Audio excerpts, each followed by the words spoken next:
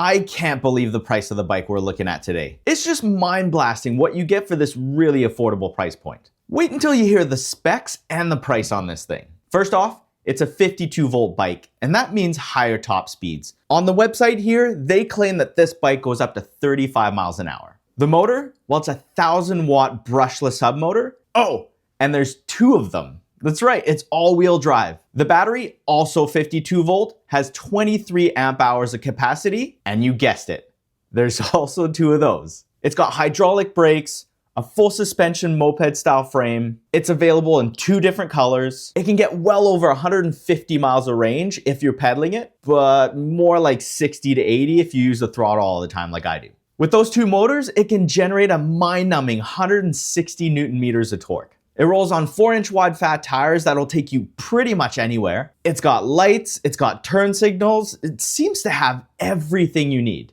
So I'm gonna do my best today to find negatives with this bike because right now it's kind of looking too good to be true. So let's take a nice close look at everything you get when you buy yourself a Bluvall K10. And right after that, I'll be taking it outside for a shakedown ride where I'll test all of these. Stick around, this one should be fun. Cue the B-roll.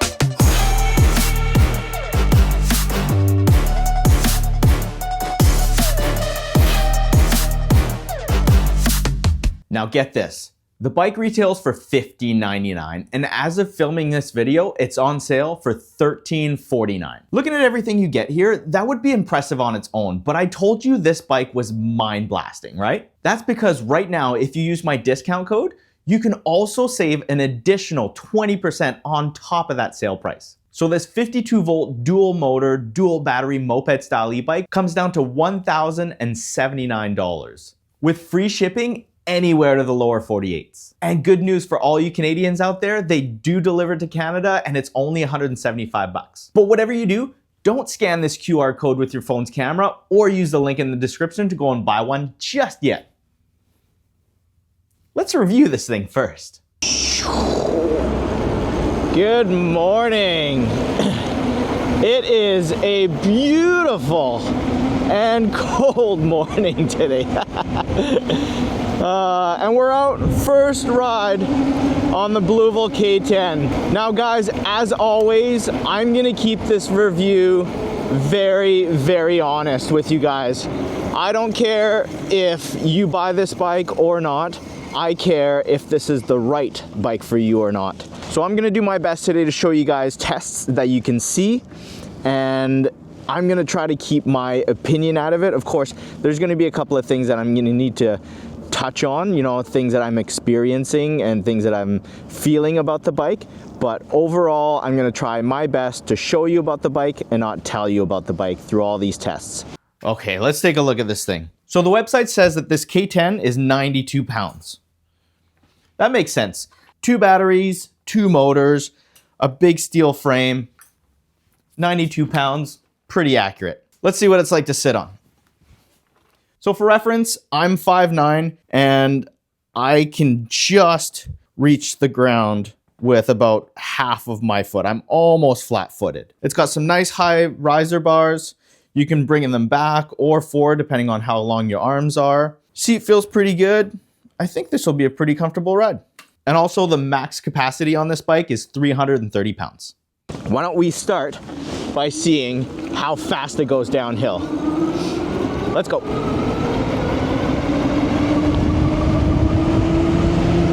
Got 30, 31, 34, 35, 36,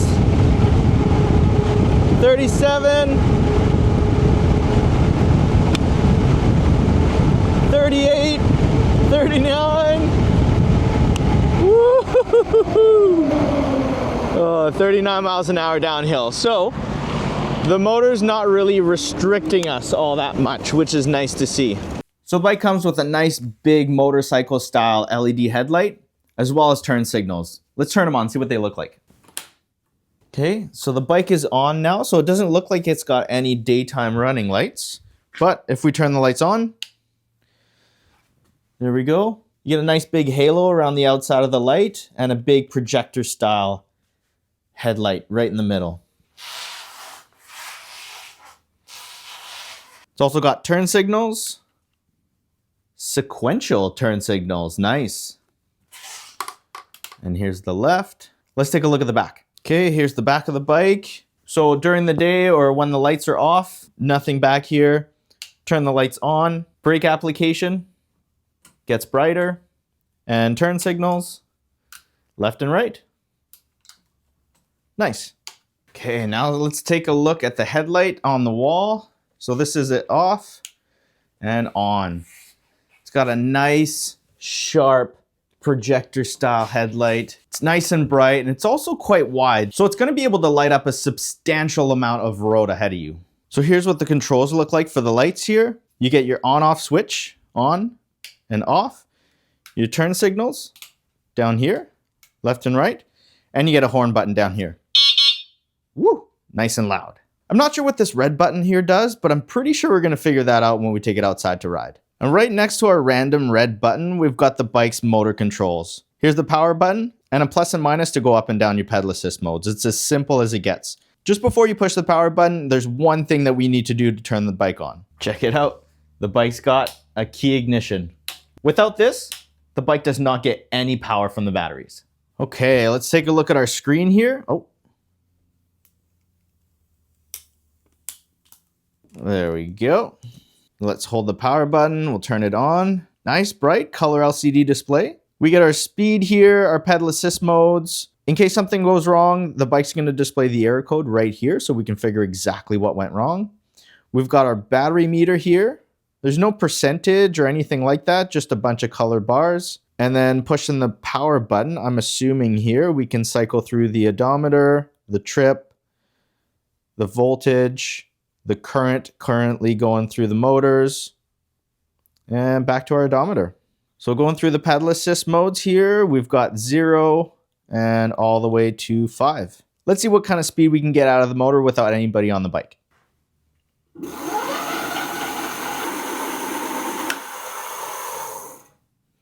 37 miles an hour. Nice. So let's talk features here. The K10 comes fully loaded with pretty much everything you're gonna need. Fenders are included. It's full suspension. You got fat tires to take you anywhere you want to go. It's got the range, it's got the power, it's got the speed. You know, it's got lights built in, it's got turn signals. But there's a couple of things that I appreciate. Super simple, but they make a big difference. The ability to walk away from your bike with a single key and know that no one's going to be able to get any power out of this thing without the key. That's a nice little bit of security. The other nice thing that this has is the ability to quickly and efficiently turn your front motor on and off, right? If you're not climbing hills or you're not racing anybody off the line, there's no reason to have the front motor going, right? It's only going to drain you 2 batteries faster, right? So if you're just cruising along, turn it off, and that's as easy as pushing that little red button. Boom, front motor off. You're going to save and get double the range now from one motor. And the other nice thing I really like about this bike is the ability to not have to run both batteries at the same time, right? They're both 23 amp hours. So you could have this bottom one turned off on your way to your destination, and on your way back, do the opposite. Turn off your main one and turn on your backup. You know you're gonna have the range to get back home, right? Love this dual battery setup. And yet another feature I really like having on this K10, and to be honest, I'm mind blown at how a $1,000 bike with this much power, this much battery capacity, this many motors has this built in. But check this out. I'm not holding the throttle and the bike is going 15 miles an hour. Holding 15 miles an hour. Not pedaling, not holding the throttle. The bike's got cruise control. I mean, talk about the ultimate in just cruising around. If you just want to go for a ride, clear your mind, enjoy the scenery, and not have to worry about what speed you're going or, you know, to manage anything at all. Just literally be in the moment and enjoy where you're at. This is how you do it, right? You just hold the throttle, go to a specific speed, hold it for a few seconds, and the bike will hold that speed. You want to stop cruise control, it's as simple as tapping the brake, and the bike will just stop running by itself, just like in your car. So the bike rolls on a set of 20-inch diameter, 4-inch wide fat tires. There's no branding on here other than the size and how much PSI to put in the tires. They do have a pretty aggressive tread pattern, so they should do pretty well off-road. I just hope they're not super loud on the road because that can be kind of annoying. So the K10's got some pretty meaty tires, right? 4 inches wide, and the tread's actually fairly aggressive. The knobs are spaced out quite a bit, which means that they'll probably be a little bit loud. I don't know, we'll see. I don't know how smooth of a ride we're gonna get with these tires. Let's get up to speed, do a couple less turns, and see how she handles. Okay, get up to about 20 miles an hour and lean the bike over.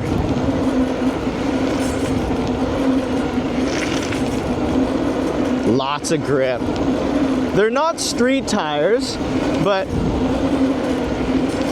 you know, they're actually pretty smooth. I was expecting worse. To be perfectly honest with you guys, I was expecting something a little bit rougher, not as grippy as what I'm getting right now. And the other thing that I'm actually noticing about the handling of this bike is that the wheelbase is fairly short, which makes it very, very nimble, right? Like as soon as you want to change direction, it just does it for you. The longer bikes, like my Graffiti X is a very long bike. It's low and long, which makes it very stable at high speed, but it's a slug when it comes to actually, you know, making tight turns or navigating around tight spaces. But this is, it just feels snappy, you know, like all I got to do is lean it over. I'm just steering just a little bit and it's digging in. I got no problems getting tons of grip and changing direction. Not too bad at all. So the K10 comes with a pretty generic front fork. It's a triple crown fork, meaning that there's lots and lots of strength, but there's no adjustments down here, no preload or lockout. It's as basic as it gets. Let's see how it feels. Not a ton of travel, but hopefully it's enough to smooth out the road. Let's take a look at the back. Here's a shot of the rear coil shock. It doesn't appear to have any settings either. Let's see how it feels. Can you guys see it moving back there? Let's go outside and see how it feels off-road. So up until now, the roads have been really nice and smooth. But here's where that changes. From here on in, the road is super, super rough. And there's some big potholes up here. Let's test the suspension and see how smooth the ride on this K10 actually is. So far, so good. You know, I can sort of feel the suspension moving, the front obviously, but let's see what happens when we catch a pothole here. Okay, here's a pothole. Oh, you know, it's not as bad as I thought it was gonna be. To be perfectly honest, if this bike has one shortcoming, it's definitely gonna be the suspension. There's zero adjustment you can do with this. What you see is what you get with the suspension here. You can't adjust it for the weight or nothing. So if you're too light to get any motion with the suspension, too bad. And if you're too heavy and you bottom it out all the time, well, too bad. So, you know, being it somewhat in the middle at 190, you know, close to 200 pounds, I'm okay with the suspension. You know, it works a little bit. There's not a ton of travel, but it's a little bit of a spring to help take the edge off the bumps, you know?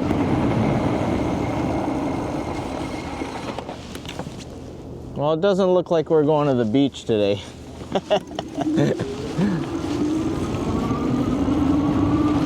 So I really wanted to test the bike off-road for you guys, but we just had a bunch of snow and the only thing clear is the roads, and really don't want to get this thing stuck in the snow.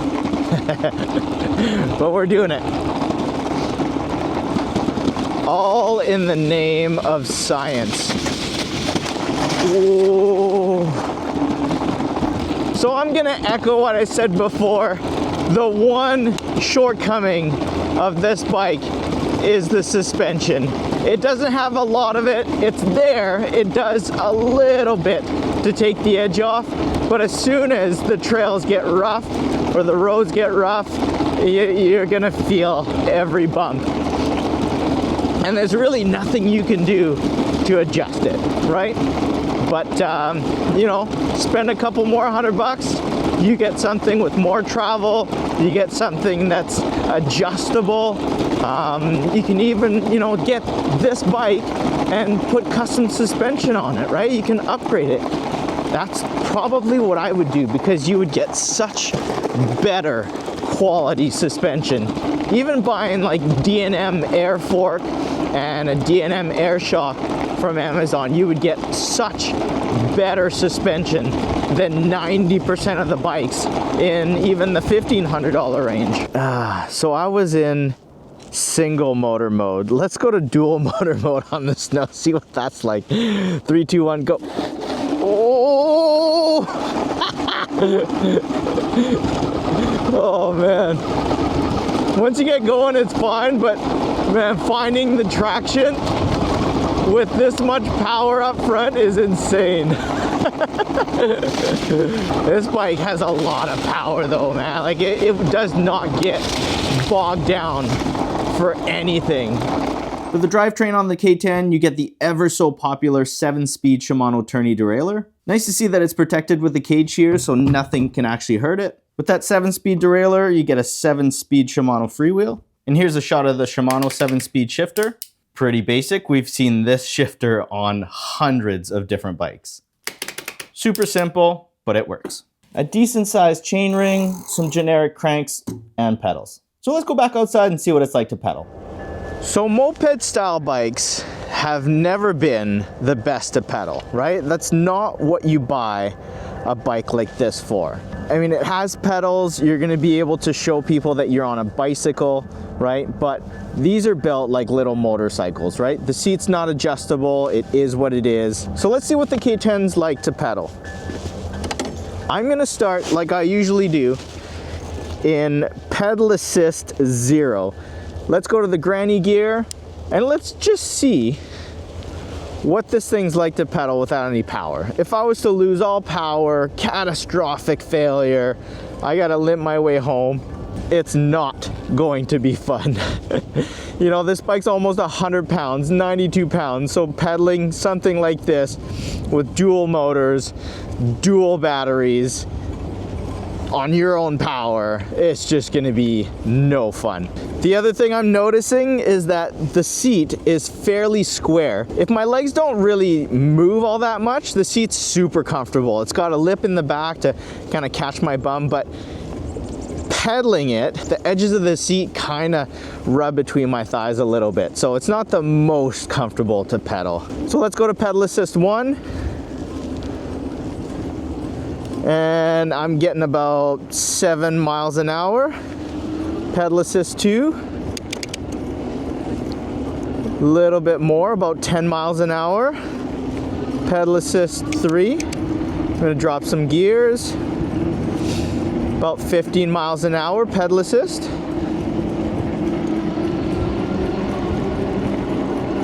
Hi, puppy. Pedal assist 4, I'm getting about 16 miles an hour. And pedal assist 5, I'm gonna drop all the gears here. I get up to 20 miles an hour. So that's pretty interesting, you know. Most of the bikes I've been reviewing are the opposite, right? The throttle will take you up to 20 miles an hour, and then if you want to go faster, then you have to put in a little bit of your own power, and then the bike will take you 20 miles an hour and beyond, up to the 30, 35 mile an hour top speed. But this K10's the other way around. Pedaling, no matter what pedal assist mode you're in, even at number 5, will only get up to 20 miles an hour with the Cadence Sensor. If you want to go faster, you gotta crank that throttle. So I feel like the company is very, very in tune with the type of rider that's gonna be buying this bike, and they know that they're not gonna be pedaling all that much, right? They're gonna be using the throttle most of the time and having a ton of fun on this bike. And while we're at it, testing the pedaling, let's see how quickly the Cadence Sensor kicks in. So I'm gonna start pedaling now, and power. I'm gonna go down some gears here. So I'm gonna start pedaling now, and some power. So it takes about a full revolution of the cranks for the bike to actually notice that the cranks are spinning and to give you power, which is good. I mean, if it's too touchy, then just spinning your cranks just a little bit, even just kicking them while you're walking your bike across the street, could actually make the motor kick up and go, which is kind of dangerous if you ask me. So this is okay, you know, it's not a bike you're gonna pedal all that much, but you know, it'll do the trick. Here's where it starts to get fun. Let's take a look at the powertrain on the K10. Starting back here in the rear wheel, here's the first of two 52 volt, 1000 watt geared hub motors. And here's the one on the front wheel. I'm gonna zoom in so you guys can see all the information on here. There we go. So like I said, 52 volt, it's a 20-inch wheel, and it's 1000 watts of power. I absolutely love bikes with the dual motor setup. It gives you so much power up the hills. Take a look at this. Time for the hill test with the K10. Now, if you guys are familiar with my videos, I come to this hill in each and every one of them. I always start at this fire hydrant here, and we've got a nice long sustained 15% grade hill up ahead of us. I'm gonna go into pedal assist number 5, throttle only. Let's see what the K10's like going uphill. So I've got it in single motor right now. I just want to see what a single 1000 watt motor can do here. So I got up to about 19 miles an hour before the hill started. And I'm leveling out here at about 13 miles an hour. Let's turn on motor number 2. Woo! There we go. Now we're accelerating uphill. 20 miles an hour, 22, 23. Easy. So that was really, really good. Obviously, single motor is gonna do what a single motor does, right? It's gonna bog down a little bit. I'm not a super light guy, and you know, with all the weight I've got on me, all the camera gear, I'm probably pushing that 190, 195. But single motor did very, very well. But as soon as we turned on the second front motor, game over. 20 miles an hour uphill, no problem. So on its own, a 52 volt, 1000 watt, 80 Newton meter motor is already quite a bit of power. But when you double it up with a second one, you get 160 Newton meters of torque. This gives you insane acceleration. Right, acceleration test. I always start at this lamp pole here, and just up ahead, there's a driveway pullout. If I can get this bike to 20 miles an hour before the driveway pullout, we got a fast bike. If not, well, there's faster bikes out there, and this one's got some work to do. So let's see how the K10 does. We're gonna give it its best chance. I'm gonna go in dual motor, pedal assist number 5. Now you guys will see I've got the screen here and my GPS. The GPS is going to be a little bit behind because it's got a little bit of a lag, but at least it'll give me an honest acceleration. Ready? 3, 2, 1, go. Woo! Front spin out there.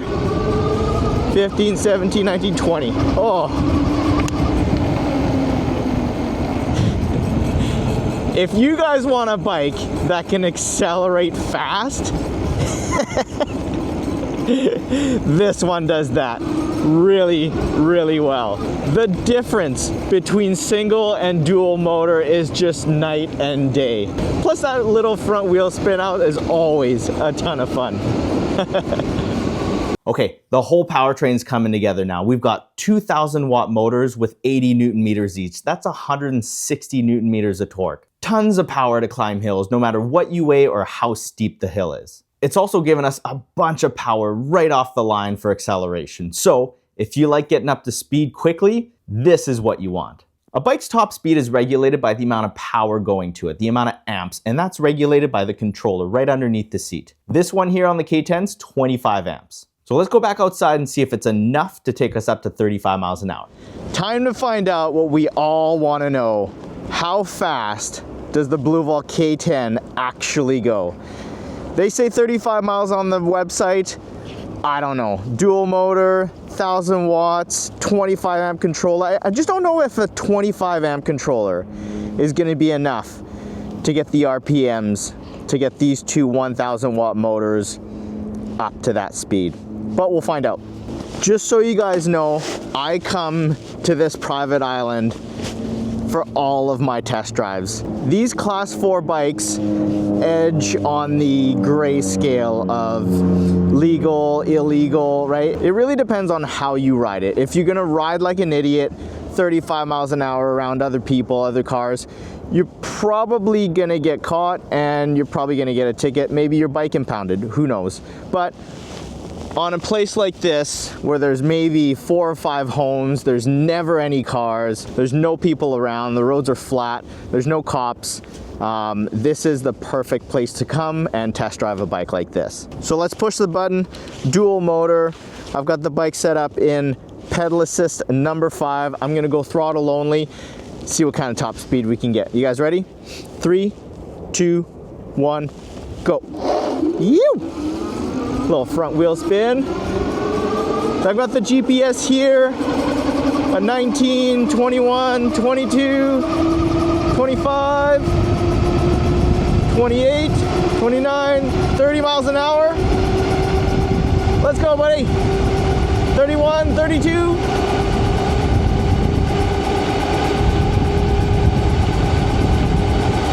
33, 34.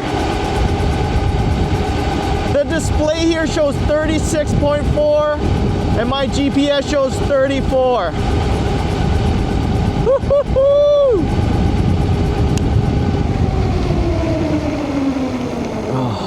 So obviously there's a little bit of a difference between the GPS speedometer on my phone and the bike speedometer. Bike speedometer says 36.4. My GPS went up to 34. So let's split it right down the middle and say 35 miles an hour. Check. So while we're out testing the throttle, I want to see how fast the throttle response is. Some bikes are really slow. You crank the throttle and it takes half a second to actually get some power. Let's see what we got here. It's like instant. You guys hear that? Wait. Pull the throttle now. Power. Power. It's just instant. Very, very nice throttle response. And the other thing I like to check and test is how much control can you have with these throttles. Sometimes the throttle is just like an all or nothing. There's a very, very sweet spot where you actually get some power, or some good throttles will actually give you a little bit of power at the beginning and then give you more and more and more as you crank. So let's see what our throttle's like on this bike. So I'm just gonna start a little bit. There you go. So I'm getting a little bit of power because I'm not cranking the whole throttle. And as I go up, it gives me more and more power. Very, very nice. This makes a bike like this very, very easy to maneuver.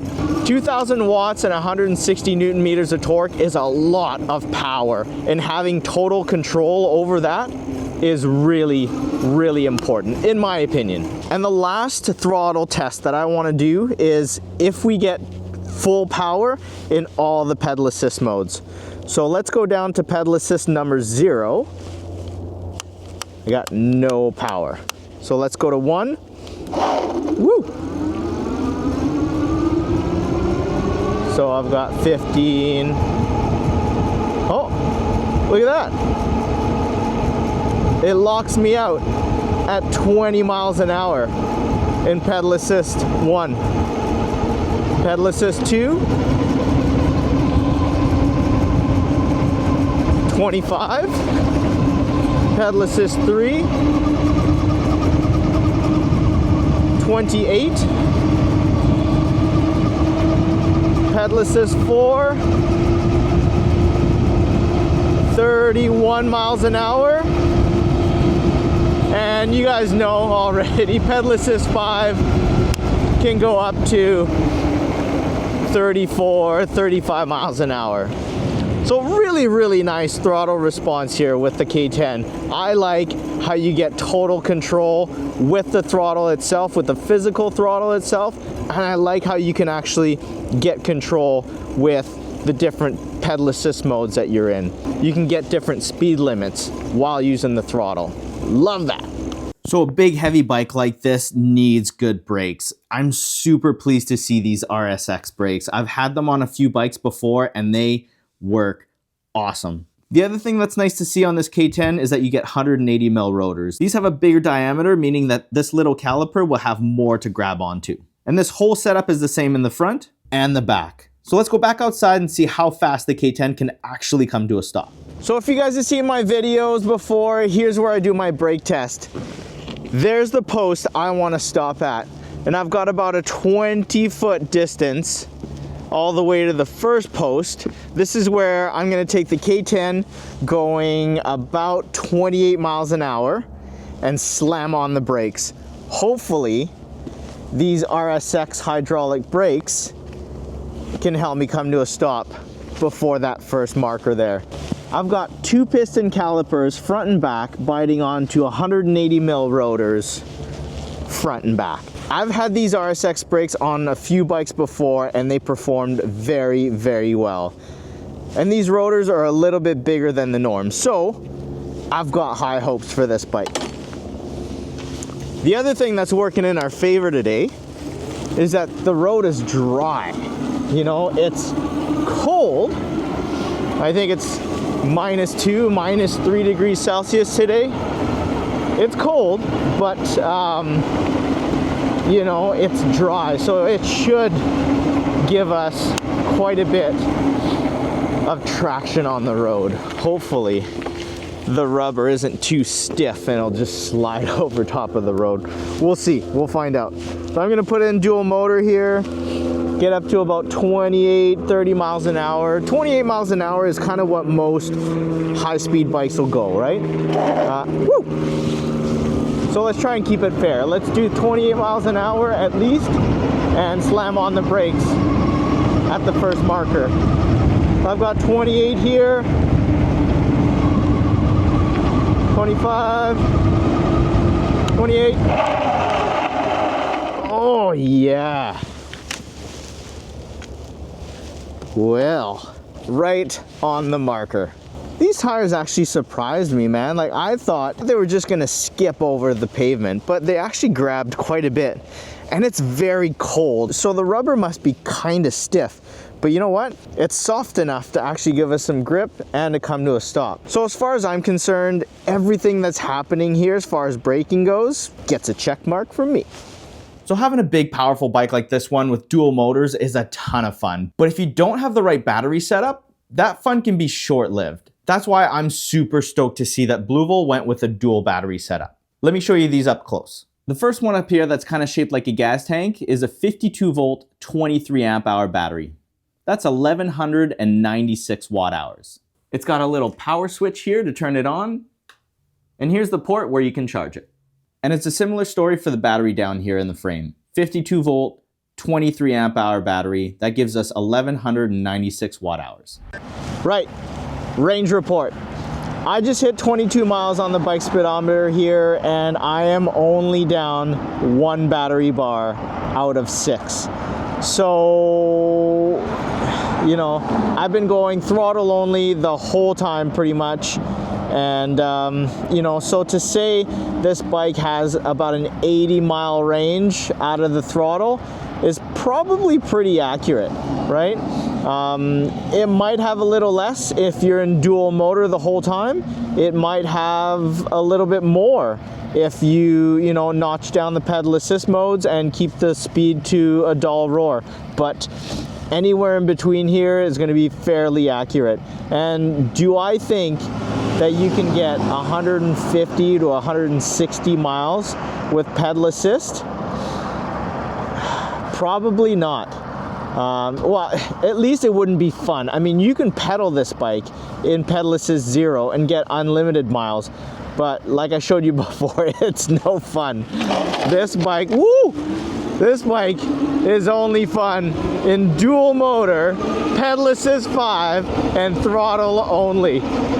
The bike comes with ergonomic grips, left and right. They're actually pretty stiff, not super grippy, and I don't think they lock on anywhere. On the right side, it's the same story. Really thick, stiff, ergonomic grip. And next to the ignition key, you get a quarter twist throttle. And to finish up the controls, here's a close-up of the RSX hydraulic brake lever. It's got a set screw down here so you can bring the levers in or out depending on how big your fingers are. And they take mineral oil, so it's super easy to get yourself a little kit on Amazon with the funnel and do the maintenance yourself. Holding up all the controls is a nice BMX-style handlebar and a relatively short stem. I really like seeing that because it brings them close to you and gives you a nice relaxed position on the bike. Here's a close-up of the seat. It's ridged up here, so it should give us quite a bit of traction. And it's made out of almost like a nylon, like a stretchy nylon material. Feels really smooth. It should give us a lot of grip. And it looks really durable too. As far as comfort, you know, there's tons and tons of padding in here. So let's fast forward a few hours into the ride and talk about how comfortable this thing is to be on. So I've been on this bike for a few hours now, and I'm absolutely loving my time on it. I want to talk a little bit about bike and ride quality and just the overall comfort on the K10. Let's start with the contact points. I'm not a huge fan of the grips and pedals. If it was me and I was to keep this bike long term, I would definitely be swapping out the grips to something softer, grippier, and with lock-ons on both sides. That's a must. Same with the pedals. The pedals are pretty generic. They slip a little bit when your feet are wet. So I'll be replacing these with, you know, a nice decent set of pedals from Amazon. You don't have to spend much, right? Get something metal with some metal pins, get some nice grip on there. I'd definitely be replacing that. The seat, however, the seat's perfect. It's a little bit wide if you like pedaling, but this is not a pedal bike, right? It's a bike you're gonna ride with the throttle and just cruise around. So I really like the seat. It's not as thick as it could be, right? It could be a little bit thicker. It could have a little bit more cushion, right? But the shape is perfect and it just feels good, right? I've been on here for almost 2 hours and, you know, my bum's not numb. It's comfortable. I absolutely love the sitting position on this thing. I love the BMX bars. They're nice and wide, they're tall, you can bring them forward or back. You can find a very happy place on this bike, no matter how tall you are. Speaking of which, this is one of the only moped bikes that, you know, if I'm pedaling, I'm actually getting a decent amount of stretch out of my legs. It's pretty cool, right? Like, look, like the pedal's all the way down and my knees just barely bent. So if you're a taller rider, this might be one of the moped bikes that actually fits you. The one thing on this bike that makes it seem like a $1,000 bike is obviously the suspension, right? There is zero way to adjust anything on the suspension. What you get is what you get. So depending on what weight you are, you may or may not be able to get the suspension to work properly for you. So that's a little bit of a downer. You know, if this was my bike, I would definitely invest a few $100 to get an air fork up front and an air fork in the back. All you have to do is measure the eye to eye between the two bolts in the rear shock and find something to replace it with, right? The air shocks you can fill with a certain amount of PSI, with a certain amount of air pressure for your weight. You can tune them perfectly for the weight that you are. That would be a definite must if I was to keep this bike long term. But you know, for what it is, it works, right? It does smooth out the bumps a little bit, gives you a little bit of spring. It adds to the comfort on this bike. So I really like that. The brakes are really good. I love these RSX brakes. I've said it before, I've had them on a few bikes, and they perform very well. They're only 2-piston calipers, but they're biting onto nice big 180 rotors, and they work very well. They're strong brakes. The tires, I'm pretty happy with also. They're a little bit loud. They're not as smooth as road tires or dual sport tires like on the Rev 1 or the Milod that I rode just a little while ago, but they're pretty good for cheap tires. No big issue. The electronics on this bike, right? Cruise control, nice, decent display. I wish the display was a little bit brighter. Mind you, I haven't really been inside all the settings and played with it a lot. I found out that the bike was unlocked, so I didn't really feel the need to get in there and mess around with it too much. But you know, I kind of wish the display was a little bit brighter, but it seems to have everything we kind of need. I don't know how accurate the battery meter is. We'll find out in a bit when I tell you guys about the range. And yeah, the throttle works really well. The Cadence Sensor works really well. The controls for all your lights, your turn signals, your horn works really well. Again, I'm trying to find negatives about this bike right now, and it's really hard to fault it for anything. At $1,000 for everything that you get. Right, so $1 million question. Who's the Bluvall K10 really for? In my personal opinion, this is the dual motor, dual battery, moped-style e-bike for someone on a budget, right? Is there nicer, more quality feeling bikes in this class out there? Yes, there is. There's bikes out there with way better suspension that you can tune, suspension that you can adjust for you. There's bikes out there with way nicer displays and you know, bikes that go faster than 35 miles an hour. But if you have $1,000 budget and you're looking for something that will get you into the e-bike market, will get you tons of power, tons of acceleration, tons of range, and a really comfortable bike that you can, you know, potentially upgrade in the future. Look at this bike, man. There's a link in the description, as well as you can scan this QR code.